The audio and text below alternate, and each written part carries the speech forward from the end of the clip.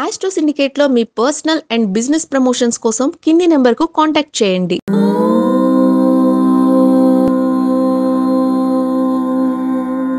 ఓం శ్రీ గురుభ్యో నమః. హరి ఓం. యత్కళ్యాణ గుణాభిరామమమలం మంత్రాణి సంశిక్షతే యత్వం శేతిపతే ప్రతిష్ఠితమిదం విశ్వం వదత్యాగమః యో యోగేంద్రమన సరోరుహతమ ప్రధ్వంస విద్యాభనుమాన్ ఆర్తత్రాణపరాయణ సభగన్నారాయణో మే గతిః. అందరికీ నమస్కారం. మనము రేపు శుక్రవారం వైకుంఠ ఏకాదశి. ఇక్కడ విశేషం ఏంటంటే మనము ఇప్పుడు ప్రస్తుతం పుష్యమాసంలో ఉన్నాం. ఈ పుష్యమాసానికే సహస్యమాసము అని పేరు. అంటే ఇంకొకటి ఏంటంటే ఎవరెవరికైతే జన్మజాతకాలలో శనీశ్వరుడి యొక్క ఇబ్బంది కానీ శనీశ్వరుడి యొక్క దశాంతర్దశలు జరుగుతున్నా, ఈ గోచారంలో మేషరాశి వారికి ఏళ్ళనాడు శని, కర్కాటక రాశి వారికి అష్టమ శని అయిపోయిన తర్వాత సింహరాశి వారికి రాబోయే అష్టమ శని, అర్ధాష్టమ శని, ఏళ్ళనాడు శని, ఇలాంటివన్నీ కూడా భయాలు ఉన్నాయి కదా. అందుకే ఈ పుష్యమి నక్షత్రంతో కూడుకున్నటువంటి మాసము పుష్యమాసం అనబడుతుంటే పుష్యమి నక్షత్రంతో ఉన్నటువంటి పౌర్ణిమనే మనకి పుష్యమాసం అంటారు. అటువంటిది మనకి పుష్యమాసంలోనే వైకుంఠ ముక్కోటి పుత్రదా ఏకాదశి ఉంటుంది. అంటే మూడు కలిపి ఒకటే ఏకాదశి అనుకోండి. అటువంటి ఏకాదశి పర్వదినం రోజున శనీశ్వరుడి యొక్క అనుగ్రహాన్ని పొందుకునే ప్రయత్నం చేయాలి. ఈ పుష్యమాసం మొత్తం కూడా శనీశ్వరుడికి ఇష్టమైనటువంటి మాసం. మీకు లక్ష్మీప్రదం కావాలన్నా, లక్ష్మీ యోగ్యత పొందుకోవాలనుకున్నా, మీరు చేస్తున్న వ్యాపారంలో వృద్ధి పొందాలనుకున్నా ఈ ఒక్క చిన్న పని చేయండి చాలు. ఆ ఒక్క చిన్న పనితో మీరు అనుకున్నటువంటి కార్యసిద్ధి, శత్రునాశనాన్ని, మిత్రలాభాన్ని పొందుకుంటారు. ఆ ఒక్క పని ఏంటంటే ముఖ్యంగా ఈ వెంకటేశ్వర స్వామి దేవాలయంలో వైకుంఠ ఏకాదశి రోజున, అంటే రామాలయం కానీ లేదా లక్ష్మీ నృసింహస్వామి దేవాలయం కానీ విష్ణువాలయం ఏదైనా సరే, ఈ యొక్క వైకుంఠ ఏకాదశి 10/1/2025 రోజున శుక్రవారం రోజున మీరు విష్ణువాలయంలో తప్పకుండా ఈ యొక్క శనీశ్వరుడికి కూడా అభిషేకం చేసుకొని ఆ వైకుంఠ స్వామికి నారాయణుడికి మీరు తప్పకుండా అభిషేకం కానీ తులసిమాల అర్చన కానీ చేయిస్తే శనీశ్వరుడి యొక్క అనుగ్రహాన్ని పొందుకోవచ్చు. ఆ రోజు సాధ్యం కాకపోతే మరి ఎప్పుడు చేయాలండి అంటే వెంటనే ద్వాదశి శనివారం వస్తోంది. ఈ ద్వాదశి శనివారం రోజున వెంటనే మీరు శివాలయానికి వెళ్ళాలి. శివాలయంలో ముందుగా శనీశ్వరుడికి తైలాభిషేకం అంటే నువ్వుల నూనెతో అభిషేకము చేసి, శివుడికి పంచామృతములతో అభిషేకము చేసి, శనీశ్వరుడి యొక్క ప్రీతి కొరకు నల్ల నువ్వులు దానంగా ఇవ్వాలి. ముందు శనీశ్వరుడికి అభిషేకం అర్చన, తదుపరి శివయ్యకి అభిషేకం అర్చన, ఆ తదుపరి మళ్ళీ శనీశ్వరుడి ప్రీతి కొరకు మీరు నూరు దానం చేసి అప్పుడు కాళ్ళు కడుక్కొని ఇంటికి వచ్చేయాలి. దానం చేస్తే కాళ్ళు కడుక్కోవాలి. నల్ల నువ్వులు, నల్ల వస్త్రము దానంగా ఇవ్వండి. ఇక్కడ ఈ రోజున విశేషంగా మీరు శివయ్యకి అలాగే శనీశ్వరుడికి ఇద్దరికి కూడా ఈ వంకాయపు రంగు పూలు ఉంటాయి, దొరుకుతాయి మనకి. ఈ చామంతులని ఇవాళ రేపంతా కూడా ఆర్టిఫిషియల్ ఫ్లవర్స్ వచ్చాయనుకోండి, అంటే ప్లాస్టిక్ కాకుండా లైవ్ ఫ్లవర్సే, కానీ ఈ సంకర జాతి పూలు అంటారు వాటి. కాబట్టి ఆ పూలని అంటే హైబ్రిడ్, మీ భాషలో హైబ్రిడ్ ఈ మనకి వంకాయ రంగు పూలు వస్తున్నాయి. ఆ పూలతో కానీ శివయ్య పూలు దొరుకుతాయి మనకి. శివయ్య శంకులాగా ఉంటాయి పూలు. ఆ పువ్వులతో మనము శివుణ్ణి శనీశ్వరుణ్ణి ఇద్దరిని అర్చన చేస్తే ఇంకా మంచిది. ఎప్పుడు 11/1/2025 శనివారం రోజున ద్వాదశి రోజున. ఆ రోజున మళ్ళీ అభిషేకం చేసి దానం ఇవ్వడం వల్ల ప్రయోజనం బాగా ఉంటుంది శనీశ్వరుడికి.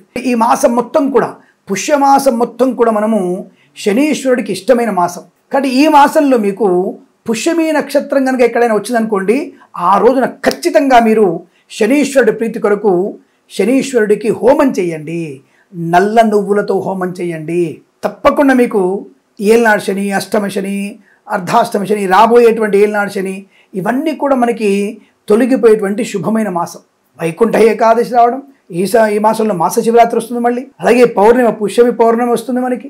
కాబట్టి పుష్యమి నక్షత్రం వస్తుంది. అలాగే మనకి మకర సంక్రమణ పుణ్యకాలం, భోగి, కుంభమేళ, ఎన్ని విశేషమైన శుభాలు చూడండి. అనేక రకాల పండుగలు ఉన్నాయి ఈ మాసంలో. కాబట్టి మీరు ఈ పండగల రోజున కూడా మకర సంక్రమణ పుణ్యకాలం రోజున కూడా అంటే 14/1/2025 రోజు కూడా మీరు నల్ల నువ్వులు దానం చేసుకోవడం వల్ల శనీశ్వరుడికి అనుగ్రహాన్ని పొందుకోవచ్చు. కాబట్టి తప్పకుండా ఈ మాసంలో మీరు శనీశ్వరుని ఎంతగా మీరు ఆయన సేవించగలిగితే అంత శనీశ్వరుడి యొక్క దోషపీడ పడిపోతుంది. ఇప్పుడే కాదు, రాబోయేటువంటి మేషరాశి వారికి, సింహరాశి వారికి, తర్వాత ధనుసు రాశి వారికి ఏళ్ళనాడు శని, అర్ధాష్టమ శని, అష్టమ శని ఇవి కూడా తొలగిపోతాయి. ఎందుకంటే ఆయన గారు మార్పు అనేది మనకి మార్చి నుంచి జరుగుతోంది కాబట్టి ఆ మార్పు ఈ సంవత్సరం ఉంది కాబట్టి తప్పకుండా ఆయనకి ముందుగానే అడ్వాన్స్డ్గా మనం రిజర్వేషన్ చేసి పెట్టుకోవాలి.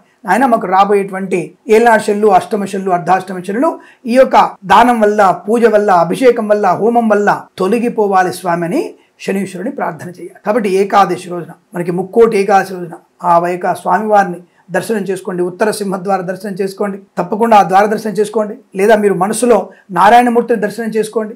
అత్యంత అనుకూలంగా ఉంటుంది. ఆ నారాయణ దర్శనం తర్వాతనే మీరు నలుగురు దానం ఇవ్వండి. ఆ యొక్క నారాయణుడి యొక్క అనుగ్రహంతో పాటు శనీశ్వరుడికి అనుగ్రహాన్ని పొందుకొని మనకి అనేక రకాల శని సంబంధమైనటువంటి దోష నివారణ కలుగుతుంది.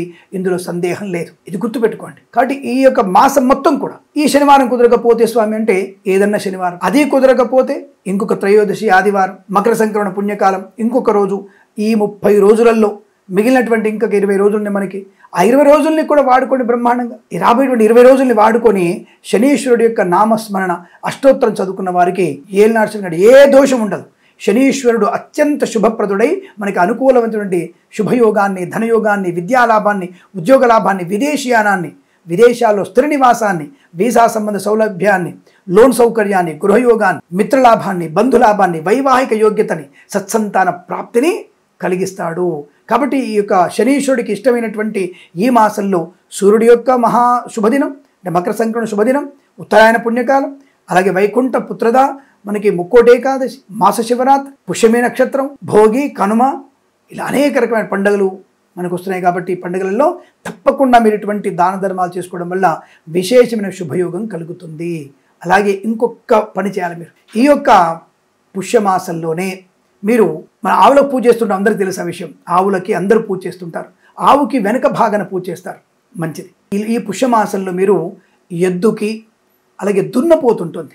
దున్నపోతు ఎవరి వాహనం? దున్నపోతు యమధర్మరాజు వాహనం. యమధర్మరాజు వాహనమైనటువంటి దున్నపోతుకు కూడా మనము, అలాగే ఈశ్వరుడి వాహనమైనటువంటి వృషభుడికి అంటే ఎద్దుకి ఈ మాసంలో మీరు తప్పకుండా పూజ చేయండి. మర్చిపోవద్దు. యమధర్మరాజుకి ప్రీతి అయినటువంటి మీకు దున్నపోతికి కూడా మనము ఆ కొమ్ములకి, కాళ్ళకి పసుపు రాసి పూజ చేసి వాటికి ఇష్టమైన పదార్థాలు పెట్టండి. అలాగే వృషభానికి, ఎద్దుకు కూడా మీరు పూజ చేసి తప్పకుండా వాటికి వాటి భోజనం పెట్టండి. ఈ యొక్క యమధర్మరాజు యొక్క వాహన ప్రీతి వల్ల మనకి రోగనాశనాన్ని పొందుకునే అవకాశం ఉంటుంది.